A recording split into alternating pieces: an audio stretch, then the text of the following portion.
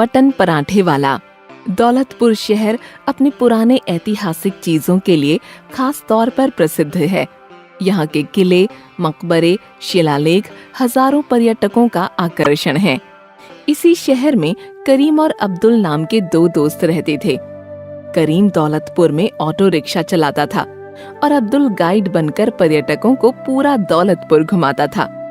एक दिन हमेशा की तरह करीम रेलवे स्टेशन के बाहर ऑटो लेकर सवारी का इंतजार कर रहा था।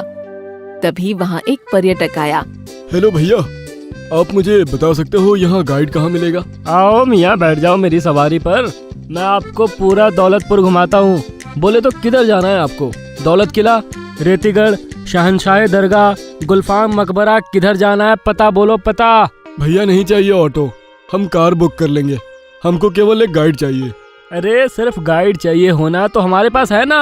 अरे अब्दुल, आपने पुकारा हम चले आए। बोलिए, कहाँ जाना है आपको? जंग का ठोस सबूत दौलत किला, दुआ के लिए शहनशाह दरगाह, या प्यार की सच्ची मिसाल गुलफाम मकबरा? हमें पहले फेमस दौलत किला घूमना है। हाँ हाँ, क्यों नहीं, चलिए अब्दुल के साथ। करीम के मुकाबले अब्दुल की आमदनी ज्यादा थी। करीम बहुत मेहनत करने के बाद भी थोड़े पैसे ही जमा कर पाता था और अपनी बूढ़ी माँ के साथ एक गरीब झोपड़े में रहता था। अब्दुल की आमदनी देखकर उसे भी लगता था कि वो भी अब्दुल की तरह कमाए, पर उसकी किस्मत कहाँ। पर्यटक के अब्दुल के साथ जाने के बाद करीम अपने आप से ही बोल पड़ा। क्या मियाँ, अब्दुल मियाँ भी वही दिखाते जो मैं दिखाता, फिर काय को इतना भेदभाव? करीम इस बात से काफी नाराज हो जाता है। उसी दिन शाम को अब्दुल करीम से सिफारिश करके करीम की माँ के हाथों के मटन पराठे खाने की इच्छा जाहिर करता है। यार करीम, बहुत दिन हुए तेरे अम्मी के हाथ के मटन पराठे नहीं खाए, आज हो जाए? आज क्यों? मतलब शुक्रवार को खाता है ना? नहीं, आज ही खाने का मन है। तू क्यों मना कर रहा है? अम्मी को बोलूं तो वो बना भी देगी, तेरी तरह मना नहीं करेगी। आज शाम को आता हूँ मैं। करीम अब्दुल को मटन पराठे इसलिए खिलाने से कतरा रहा था क्योंकि उसके पास मटन खरीदने तक के पैसे नहीं थे। अरे अब्दुल मियाँ, अम्मी तो बना देगी, पर मटन के लिए पैसे कहाँ हैं मेरे पास जो लाकर दूं? करीम इस बात से बहुत परेशान हो गया। उसे समझ नहीं आ रहा था कि शाम को अब्दुल को पराठे खिलाने के लिए मटन कहाँ से लाए। परेशान होकर करीम सईद मटन वाले के पास जाता है। मियाँ, थोड़ा एक पाव मटन देना, पैसे बाद में दूं तो चलेगा? नहीं भाईजान, ऐसे नहीं देते उधारी। करीम उधार मटन लेने के लिए शहर के हर दुकान पर जाता है, पर उसे उधार देने से हर कोई मना कर देता है। आखिर वो उदास होकर अपने घर पहुंच जाता है। घर पहुंचते ही उसे अपने घर से मटन पराठे की खुशबू आने लगती है। वो तुरंत अंदर जाता है। क्या खाना बना रही हो अम्मी? अरे कहाँ था तू सुबह से? दोपहर का खाना खाने भी नहीं आया। अब्दुल आया था, 2 किलो मटन देकर गया है पराठे बनाने के लिए। करीम के दिल को अब जाकर शांति मिली।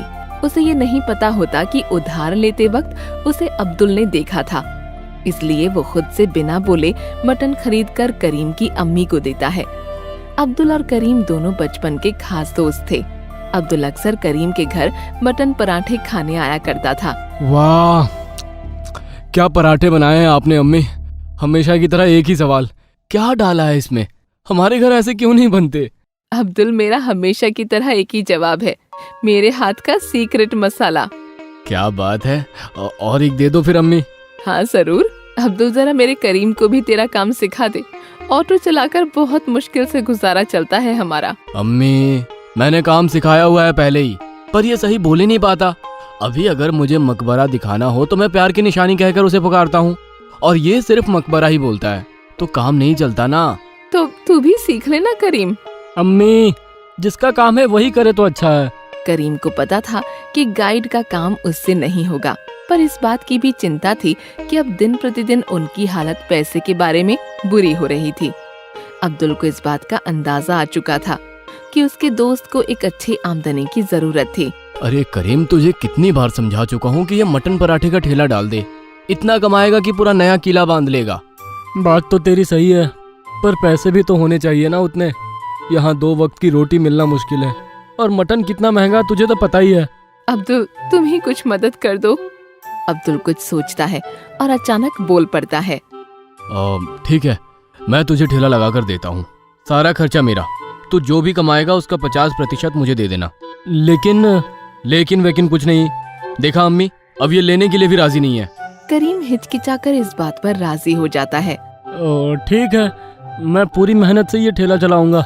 सारे लोग बहुत खुश हो जाते हैं क्योंकि कहीं न कहीं ये उनके लिए नई उम्मीद थी। एक हफ्ते बाद करीम का पराठे बेचने वाला ठेला तैयार हो जाता है। अब बारी आती है उसके नामकरण की। क्या नाम रखना चाहिए? वर्ल्ड चैंपियन पराठा वाला? नहीं, ये तो हर कोई रखता है, कुछ और सबसे अनोखा। पराठा भंडार रख दो मियाँ। ये नाम सुनकर अब्दुल जोर से हंसने लगता है। हम लोग लंगर थोड़ी बांट रहे हैं जो ऐसा नाम रखेगा।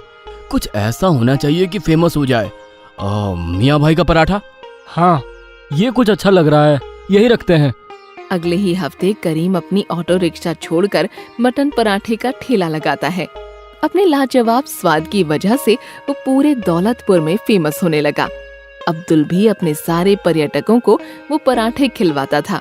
इस तरह काफी कम समय में करीम अच्छी कमाई करने लगा। धीरे धीरे दौलतपुर मियाँ भाई पराठे से फेमस होने लगा। लोग दूर दूर से आकर पराठे का स्वाद चखने लगे। बढ़ते धंधे के साथ अब्दुल की भी कमाई दुगनी हो गई, पर अपनी मेहनत का आधा हिस्सा अब्दुल को देने में करीम को हिचकिचाहट होने लगी। धीरे धीरे करीम कमाई का कुछ हिस्सा छिपाने लगा। इस बात की खबर अब्दुल को बिल्कुल भी नहीं थी। कुछ नौजवान फूड ब्लॉगिंग के वीडियो सोशल मीडिया पर डाल रहे थे। इस वजह से मियाँ भाई का पराठा नाम से करीम का ठेला काफी प्रसिद्ध हो गया। एक दिन ऐसे ही दिन भर करीम के ठेले पर काफी चहल पहल रही थी। आज इतने लोगों ने पराठों का स्वाद लिया था कि मटन का मिश्रण खत्म होने आया। तभी शहर के सबसे रईस आदमी अग्रवाल जी करीम के यहाँ पराठा खाने आ गए, पर पराठे का मिश्रण बहुत कम था और इतने बड़े आदमी को करीम खाली हाथ नहीं छोड़ना चाहता था। इसलिए उसने सोचा, अब क्या करूं? अग्रवाल जी तो शहर की शान है। अगर मैंने इनको नहीं खिलाया तो मेरी क्या इज्जत रह जाएगी।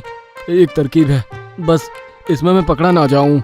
करीम सभी ग्राहकों से समय लेकर एक किराने की दुकान पर जाता है और सोयाबीन की बड़ी लेकर घर से पिसवा कर लाता है ताकि वो मटन के मिश्रण में मिला दिया जाए और ज्यादा मसाला डालकर वो अग्रवाल जी को भूखा पेट न जाने दे। भाई क्या हुआ, खिलाना नहीं है क्या हमें? नहीं मालिक, वो तो मैं ताज़ा मसाले लेने गया था ताकि आपको बढ़िया पराठा बना के खिलाऊं। ठीक है भाई, इतना इंतजार किया तो बढ़िया बनाना। करीम नई तरह से बनाया हुआ सोयाबीन का मिश्रण मटन के मिश्रण के साथ मिला देता है और उसी का पराठा बनाता है। ज्यादा मसाला और घी होने की वजह से अग्रवाल जी को भी पता नहीं था कि मटन के साथ कुछ और भी मिला था। अग्रवाल जी पराठों के स्वाद से काफी खुश हो गए और करीम को शाबाशी दी। वाह, क्या पराठे थे, मजा आ गया। बहुत बढ़िया करीम, ऐसे ही दौलतपुर की शान बढ़ाना। करीम अंदर ही अंदर बहुत खुश हो गया। अरे वाह, क्या बात है, ये तरकीब तो बहुत काम की है। इतना महंगा मटन रोज रोज लाने की जरूरत ही नहीं है। इसमें मैं सोयाबीन की बड़ी ही डाल दूंगा और अब्दुल को भी क्या ही पता चलेगा। करीम को बढ़ती सफलता की वजह से काफी लालच आ चुका था। वो हर चीज में अब पैसे बचा रहा था। कल जो दिन रात मेहनत करने वाला करीम था, वो आज बेईमान हो चुका था। करीम जो असल में अब्दुल के ठेले पर काम कर रहा था, वो मटन के लिए पैसे तो अब्दुल से लेता था, पर कमाई का आधा हिस्सा अपने पास रखकर चुराने लगा था। अरे अब्दुल, जरा मटन के लिए पैसे देना। मटन खरीदने के पैसे लेकर भी वो सोयाबीन का मिश्रण पराठों में भरता था। धीरे धीरे इस बेईमानी की वजह से उसके खिलाफ लोग अपनी आवाज उठाने लगे।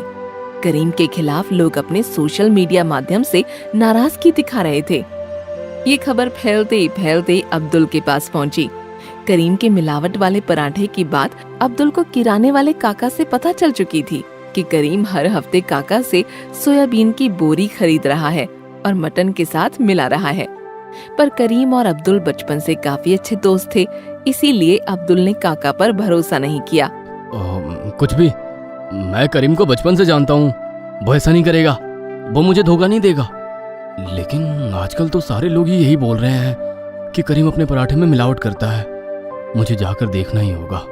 अब्दुल करीम से मिलने दूसरे ही दिन सुबह सुबह बिना कुछ बताए करीम के घर पहुंचा।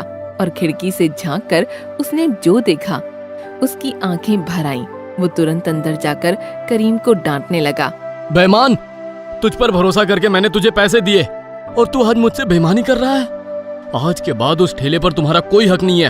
हाँ जा जा, बड़ा आया, मेरे को तू सिखाता। मेहनत तो मैं ही करता था ना, मैं खुद का ठेला लगा लूंगा।